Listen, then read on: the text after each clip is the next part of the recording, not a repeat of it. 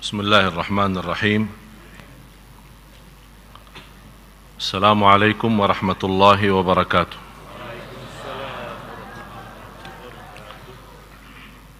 الحمد لله رب العالمين، وأشهد أن لا إله إلا الله وحده لا شريك له ولي الصالحين، وأشهد أن سيدنا ونبينا محمدا عبد الله ورسوله الصادق الأمين. اللهم صل وسلم وبارك على سيدنا محمد وعلى آله وصحبه ومن تبعهم بإحسان إلى يوم الدين. سبحانك لا علم لنا إلا ما علمتنا إنك أنت العليم الحكيم. Maha suci Allah, saya tidak memiliki ilmu apa-apa, hanya saja apa yang diberikan oleh Allah Subhanahu wa ta'ala. Segala sesuatu milik Allah, semuanya dari Allah. Kita tidak punya apa-apa. Ibadah pun milik Allah. Kita hanya berdoa mohon taufik dari Allah untuk bisa menjadi ahli ibadah. Ilmu itu milik Allah. Kita meminta karunia dari Allah supaya memberikan pemahaman agama. Rasulullah bersabda, "Man yuridillahu bihi khairan yufaqqihhu fid din." Barang siapa yang dihendaki Allah memberikan karunia dan istimewa, diberikan pemahaman agama. Jadi memahami agama, memahami Al-Quran, dan memahami rahasia-rahasia daripada ibadah, salat, qiyamul lail, dan yang lain-lainnya, ini semuanya di tangan Allah SWT. Oleh karena itu, kalau kita perhatiin, manusia, walaupun namanya manusia, tapi dalam sisi ibadah sangat berbeda. Kenapa sangat berbeda? Karena kembali kepada perbedaan ikhlas, perbedaan khusyuk, perbedaan ilmu. Dan kita tidak bisa menghukumkan seorang menjadi salih karena banyak amalan salihnya, dan juga kita belum bisa menentukan orang jahat karena banyak berlaku jahatnya. Apalagi kalau orang itu sudah menghadapi kematian, sudah dipanggil oleh Allah Subhanahu wa ta'ala, tidak boleh kita membahas kekurangannya, hanya kita bisa sebutkan kebaikannya. Kalau tidak mau menyebutkan kebaikannya, doakan saja. Karena bisa dengan satu amalan bisa membawa kita masuk surga, dan satu amalan bisa membawa kita masuk neraka. Dan sudah Rasulullah SAW menceritakan seorang wanita yang sudah dilaporkan kepada Rasulullah SAW, orang wanita itu salihah, ahli ibadah, qiyam lail, puasa, Quran, dah pernah tinggalin majlis ta'lim, ilmu. Tapi punya satu masalah, tidak menjaga lidahnya dan menyakiti tetangganya.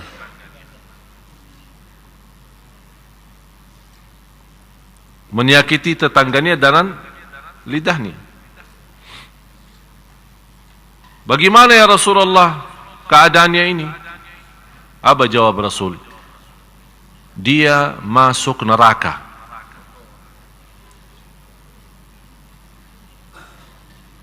Padahal dia ahli ibadah. Bapak Ibu, kalau anda mendengar sebuah hadis ini, bisa menjadi ancaman berat bagi kita semua. Tapi jangan anda salah faham, kalau Rasul menyebutkan seorang masuk neraka bukan berarti kekal. Karena tetap kebaikan itu terhitung, karena Allah Maha Adil. Cuman coba lihat sejauh mana buruknya ucapan lidah ini. yang bisa dengan ucapan biasa, atau kita menghitungkan biasa tapi dengan ucapan satu bisa membawa kita masuk neraka 70 tahun. Ini baru satu kata. Ini bukan kata saya, kata Rasulullah. Wa rubba kalimatin yaquluha qail la yulqi laha balan tahwi bihi fin nari 70 kharifa. Berumpamaan seorang yang mengucapkan satu kata tanpa disadari, dan kata itu dia mendapatkan murka Allah, masuk neraka 70 tahun. Bagaimana kalau ribuan kata?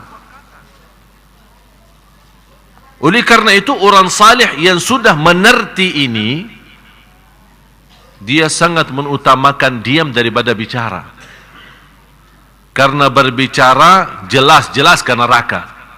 Udah, kita sudah sama-sama belajar lebih baik mencegah daripada berobat.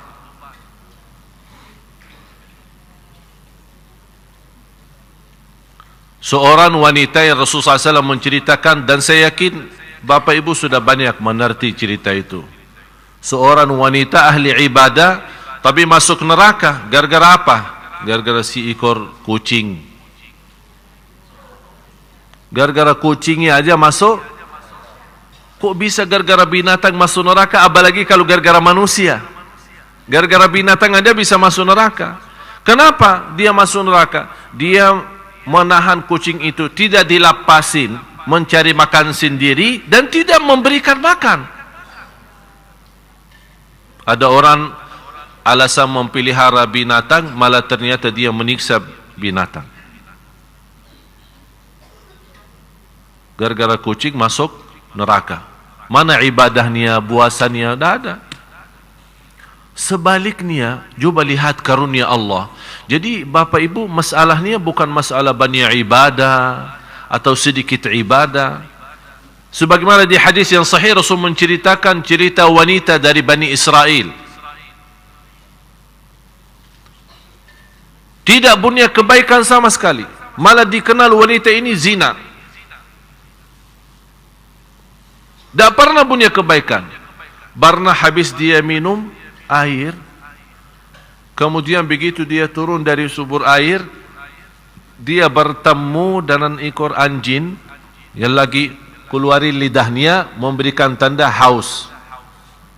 Kata wanita itu, oh kasihan anjing ini, dia merasakan haus sebagaimana saya tadi merasakan haus. Dia malah turun ke sumber air kembali, ambil air, kemudian berikan. Allah lihat perbuatannya, kata Rasulullah, Allah ampuni segala dosanya dan masuk surga. Oleh karena itu, kalau masih ingat Bapak Ibu, berusaha menjaga amal salih rutin, bermacam amal salih tapi rutin, biarpun sederhana, karena kita tidak tahu di mana Allah sembunyikan ridha di dalam amal salih tersebut. Istri Harun al-Rashid. Harun al-Rashid seorang pemimpin khalifah, kaya raya, istrinya pun kaya raya. Dia membuat tabungan air atau apa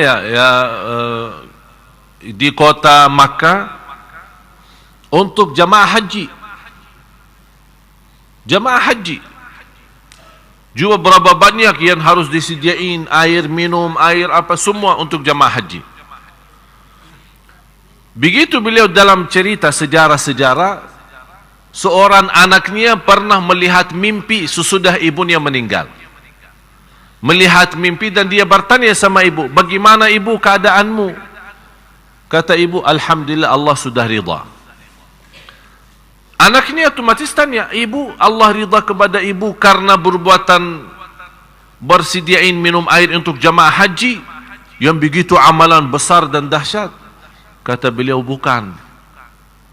Ternyata hanya gara-gara 2 rakaat di tengah malam.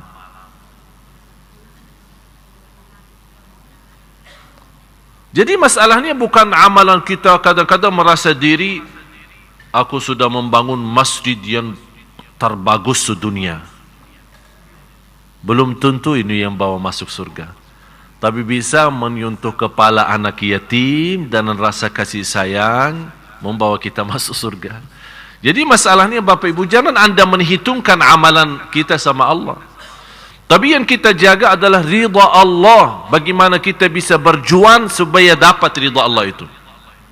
Oleh karena itu kalau kita baca surat Tabarak, huwallazi khalaqal mauta wal hayata liyabluwakum, faham itu artinya ahsanu amala? Hah? Sebaik-baik amal ya, bukan sebanyak amal. Jadi masalahnya bukan banyak, masalahnya baik, tulus, ikhlas, biarpun sederhana, semampu kita. Itu luar biasa. Ada seorang yang kita lihat awam sekali, tidak bisa apa-apa, tapi perhatiannya kepada tetangganya luar biasa. Tidak pernah salat malam, tidak pernah. Malah ada satu cerita dalam Musnad Imam Ahmad, disebutkan dalam Musnad Imam Ahmad, bagaimana seorang sahabat, ada riwayat Abdullah bin Umar, ada riwayat Amr bin Al-As, ada riwayat Abdullah bin Amru. Intinya daripada riwayat ini, Rasulullah SAW menyebutkan seorang, waktu Rasul berkumpul dengan sahabat, ada seorang sebentar lagi masuk dari pintu ini, dia ahli surga. Kalau Rasul berkata seorang ahli surga, itu sudah terjamin.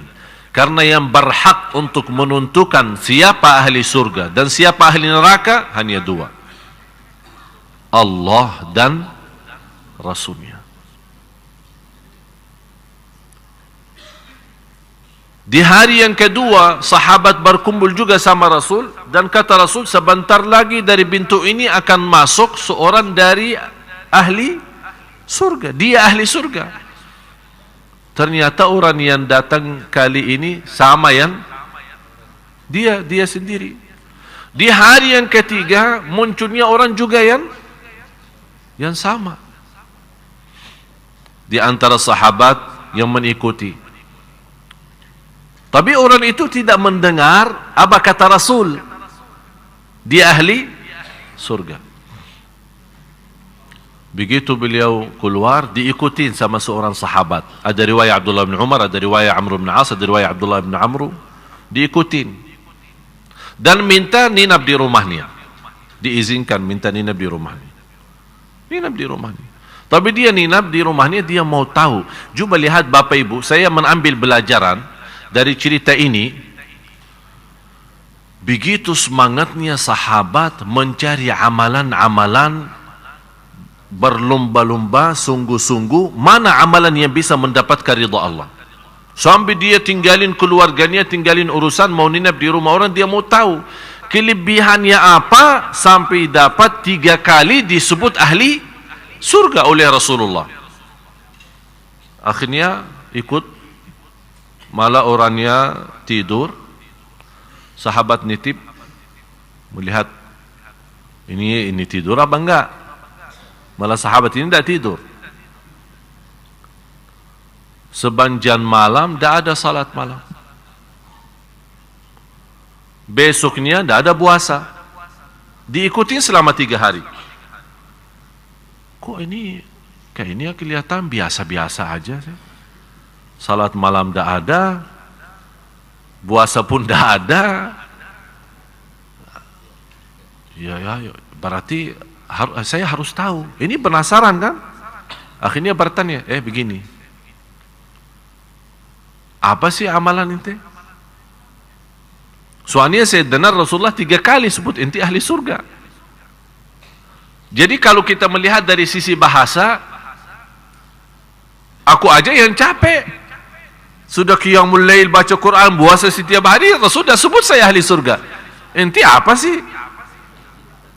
Dia bilang, apa yang ente lihat itu aja, tidak ada kelebihan apa-apa. Cuman saya menjaga satu hal. Setiap saya tidur, saya berdoa kepada Allah. Ini yang kamu tidak memperhatikan. Saya berdoa, ya Allah, saya maafkan semua orang yang menzalimi saya. Dan saya bersihkan hati, tidak ada titik hitam terhadap siapapun. Langsung kata sahabat, itu dia. Dan susah dilaksanakan. Susah? Ya memang. Manusia terlalu menahan dendam ya. Begitu dia punya kesempatan, habis-habisan. Bisa kita pura-pura maafin orang, tapi hati kita belum ikhlas. Apalagi kalau diikutin, ayo sudah, atas nama saya Ali Jabir, udah maafin. Ya udah, saya maafin. Tapi hatinya bahasa lain. Berat. Memang sifat manusia berat, suka menahan dendam itu. Sakit hati itu tidak bisa dilepas. Oleh karena itu begitu, bisa orang manusia yang sudah sifatnya rendah seperti ini, dia bisa tinggalkan kerindahan itu, menjadi manusia istimewa, Allah hargai dalam surga. Seperti perbuatan tadi.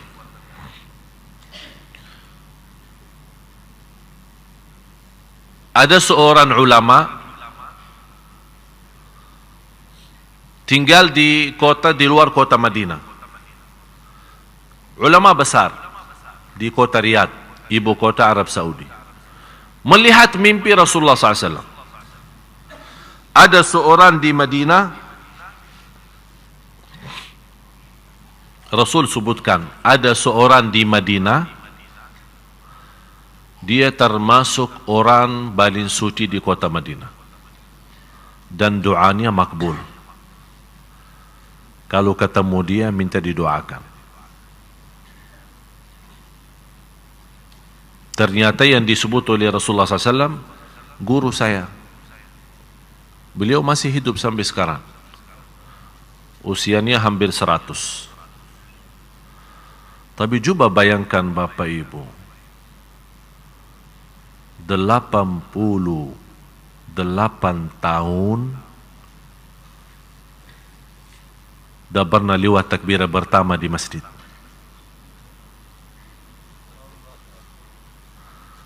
Delapan tahun menajar Al-Quran di Masjid Nabawi. Dari subuh sampai isya. Antri orang yang mau belajar sama dia.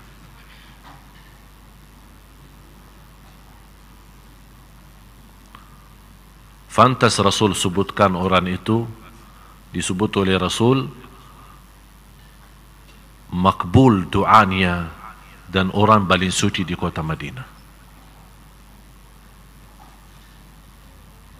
Jadi jamaah sekalian, yang saya mendapatkan pengalaman dari pertemuan dengan ulama, pergi ke sana sini, saya melihat ulama kita ini sebenarnya sederhana aja, tidak ada yang ruwet. Tapi yang terlalu terjaga itu adalah rutin. Di antara ulama besar di kota Madinah dikenal sebagai ahli salat malam, tapi rutin. Di musim panas, di musim dingin, di musim sakit, dia lagi sehat, tidak pernah tinggal di salat malam. Jadi mereka punya kelebihan apa? Kalau sudah punya satu, istilahnya wirid ya. Kalau wirid kita megang PB. BB itu tidak bisa dilepas, itu wirid Indonesia. Tapi wirid ulama kita tidak. Wirid ulama kalau megang tasbih, sampai saya pernah menceritakan seorang guru saya meninggal dunia, mau dilepasin tasbihnya tidak bisa. Malah sudah disalati, sudah dimandikan, sudah disalati, masuk lahad, masih tasbihnya bergerak. Lagi berzikir. Ini Bapak Ibu, orang bisa mendapatkan istimewa seperti ini. Ini bukan kerja satu hari, 2 hari. Ini puluhan tahun. Puluhan tahun. Seorang bisa menikmati salat dia berkata, aku mujahadah diri menikmati salat selama 20 tahun, bekerja keras. Habis itu baru mulai menikmati salat. 20 tahun dia berusaha. Kita baru saja 2 kali orang bertanya, gimana Ustaz bisa khusyuk di dalam salat? Saya bilang habis 20 tahun. Baru kita sudah mengenal salat yang baik, sudah merubah diri dibanding masa lalu kita yang banyak tinggalin salat. Begitu kita sudah rubah, malah kita langsung mau loncat, mau jadi nikmat. Allah berikan karunia, kenikmatan ibadah, kenikmatan hidup dan ketenangan di dunia, kembali kepada kerja keras kita. Kenapa orang kaya bertambah kaya dan miskin bertambah miskin? Ada yang pernah bertanya? Katanya orang kaya tidak memperhatiin yang miskin. Biarpun diperhatiin, tetap yang miskin tambah miskin, yang kaya tambah kaya. Karena saya melihat orang kaya sedikit tidur, yang miskin banyak tidur. Pagi tidur, siang tidur, sore tidur, malam tidur. Akhirnya jadi tukang minta. Yang kaya bertambah kekayaannya karena dia tidur hanya 2 jam, bisa 3 jam, terhitung. Dan saya begitu memperhatiin, orang kaya memang sedikit tidur.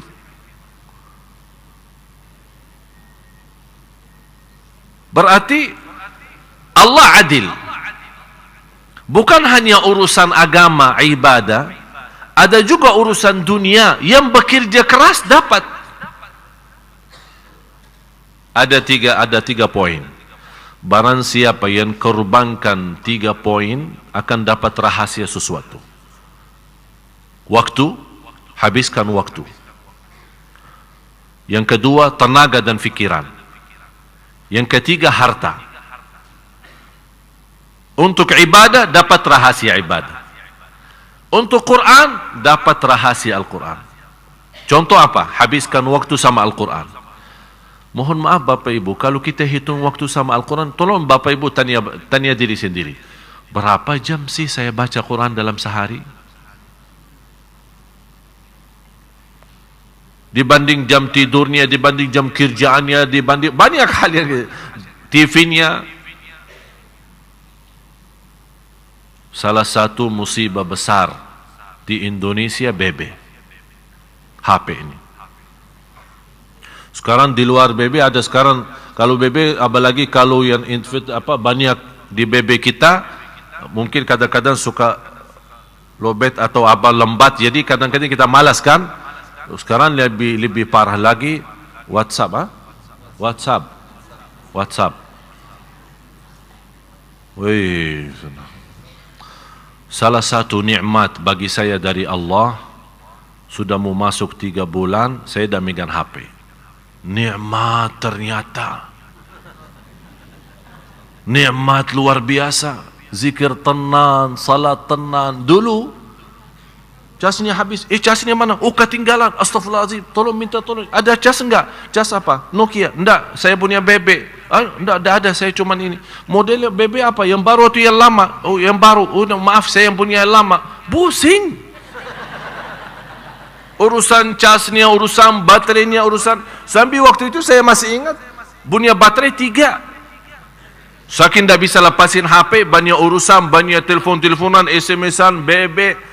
3 baterai habis, daripada pusing cari casnya. Akhirnya apa yang terjadi? Sampai kadang-kadang astagfirullah mau tidur pun rata-rata, saya tidak tahu ya, tapi ini karena kebiasaan saya. Rata-rata sekarang tidur HP harus wajib menjadi tetangga bantal. Itu enggak, malah ada yang di bawah bantal supaya di silent suaranya tapi getar ya, supaya bantalnya goyang-goyang. Sampai kita tidur pun tidak bisa nyaman, tidur pun terganggu. Saya pernah waktu masih megang HP, saya telepon, ada orang angkat tapi kayaknya suaranya baru bangun. Saya bilang kasihan, astagfirullah, mohon maaf ganggu tidurnya. Oh, tidak apa-apa, kalau syekh yang telepon tidak apa-apa. Terus kalau orang lain, yang saya rasa kasihan, kenapa tinggalin HP sebelahnya? Kalau sudah tidur, off atau buang HP jauh. Kalau bisa kamar tidur di sebelah dan HP kita di garasi di mobil sana, sebelah sana jauh. Nikmati, tidur pun dah bisa nikmat. Apaan manusia begini? Berarti yang bikin pusing siapa? Kita sendiri. Bangun sudah pusing, mau tidur pun pusing. Bapak Ibu saya nasihatin, mau tenang enggak? Mau tenang enggak? Tapi ikutin saya ya. Betul. Tinggal 13 hari masuk Ramadan. Sekarang semua tulis surat. Ya. Pulang ke rumah, begitu sampai rumah tulis Bismillahirrahmanirrahim. Saya nawaitu dan berazam lillahi ta'ala, dan sungguh-sungguh tidak bagi tawar-tawaran. Mulai tanggal 9 Juli atau 1 Ramadan tidak megang HP hampir habis lebaran.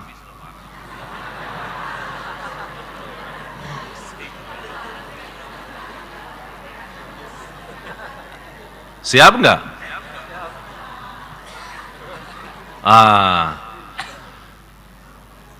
Ada yang merasa kayaknya susah. Saya sendiri menghadapi persoalan yang sama. Pas saya mengambil keputusan tidak megang HP, hampir 2 minggu kayak orang stres.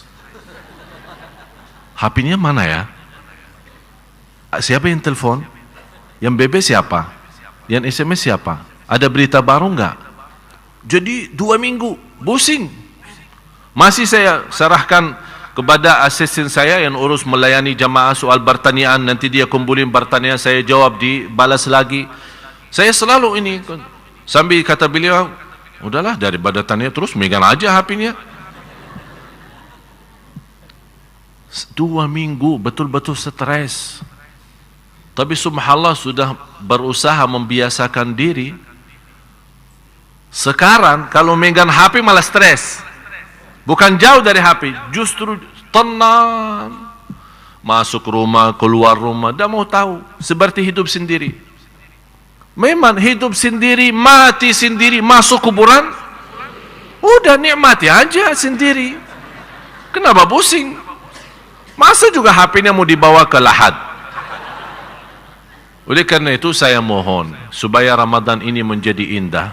Apalagi alhamdulillah tahun ini kita mendapatkan, saya sudah memperjuangkan benar-benar. Bapak Ibu barangkali tidak tahu apa yang terjadi di belakang Bapak Ibu.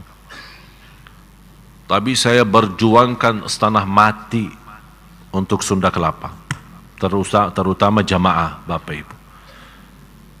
Teleponan sambil yang saya tak megang HP, mengurus telefon-teleponan dengan adik-adik saya, dengan imam-imam yang mau kita datangkan insyaAllah tahun ini.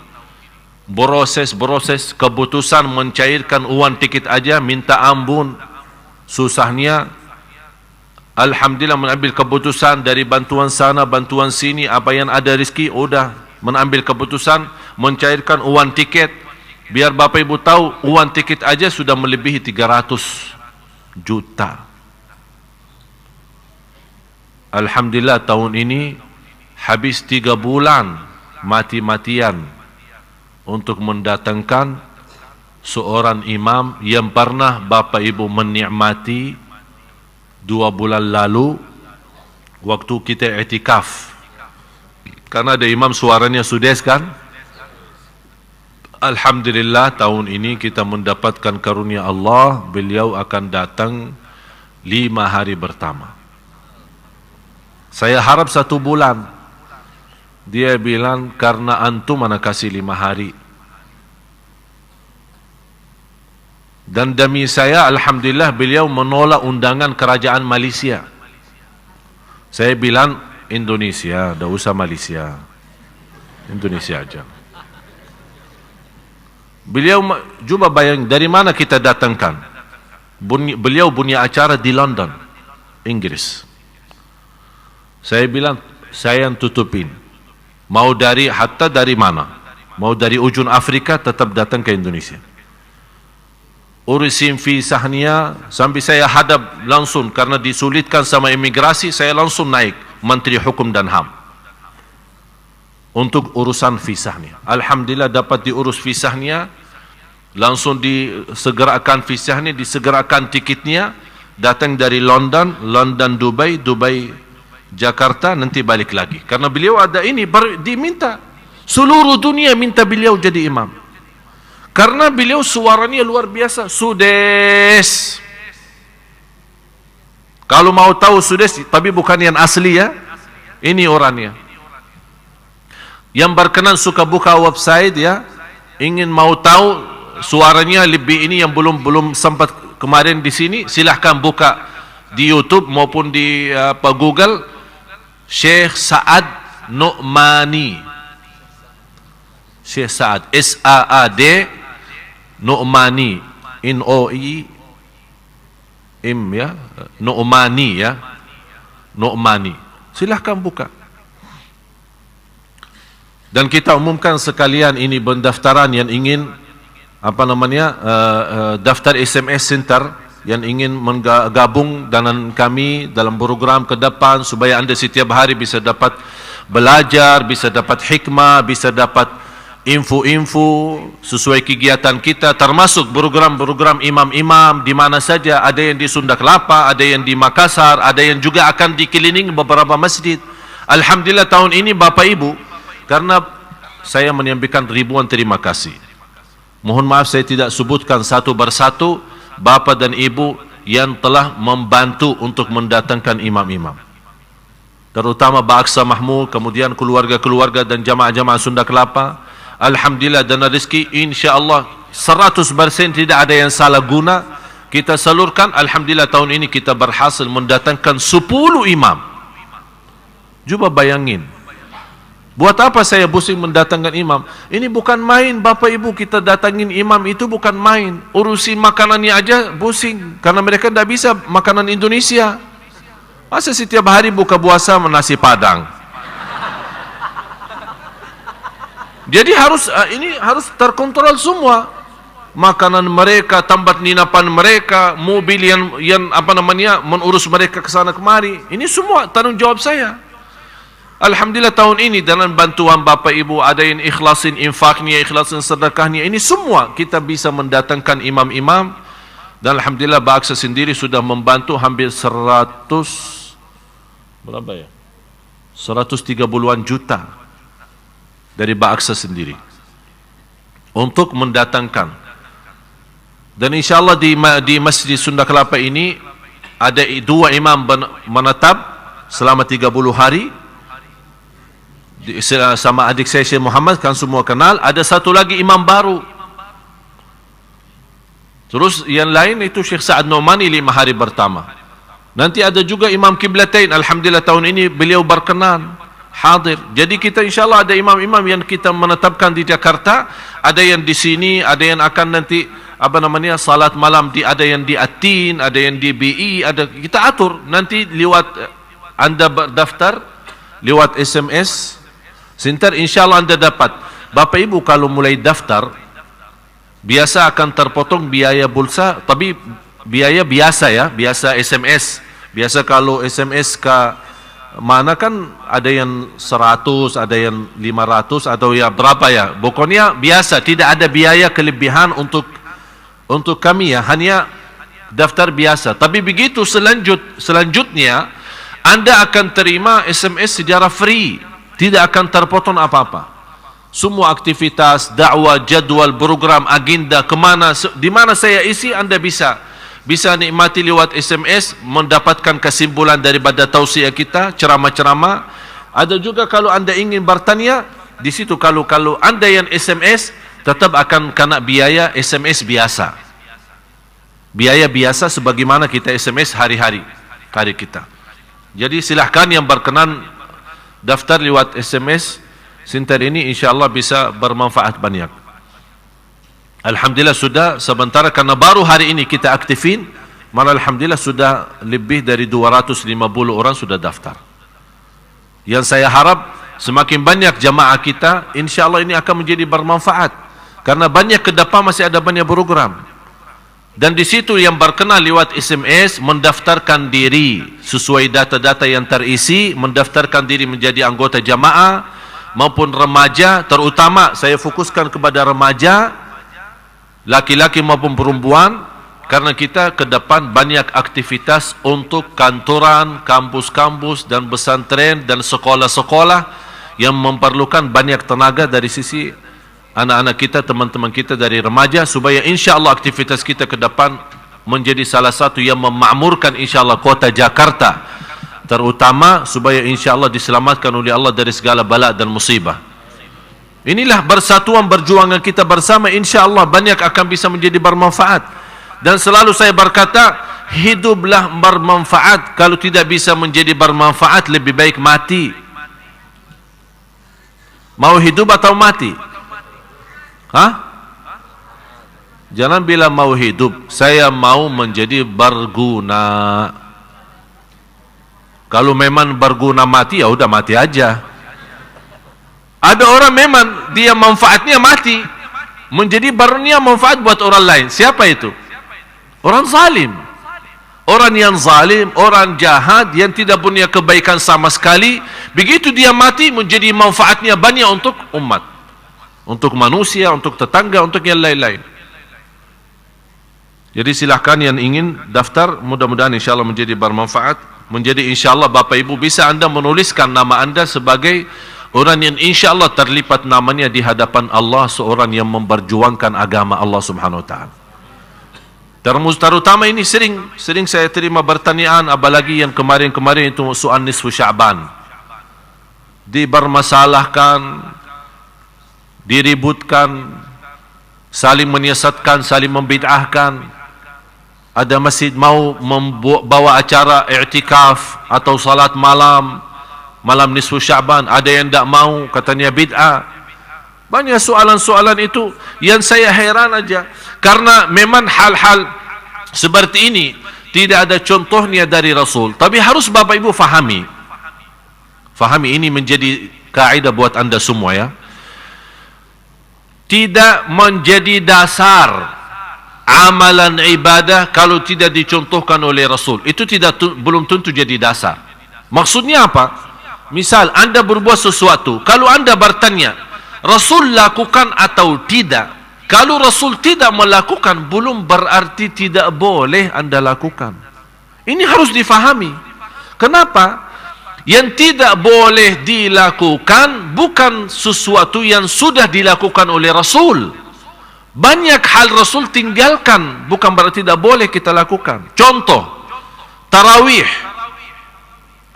Ar-Rasul SAW hanya salat tarawih berjamaah 3 malam pertama. Malam pertama orang banyak datang. Malam yang kedua apa lagi? Begitu mereka tahu dipimpin dan diimami oleh Rasul, malah di malam yang ketiga sudah padat masjidnya. Malam yang keempat Rasul tidak keluar. Ditunggu-tunggu jamaah untuk imam. Kata Rasul, saya sengaja tidak keluar. Kalau saya keluar jaga tarawih, dikhawatirkan menjadi wajib bagi umatku, dan umatku tidak akan mampu.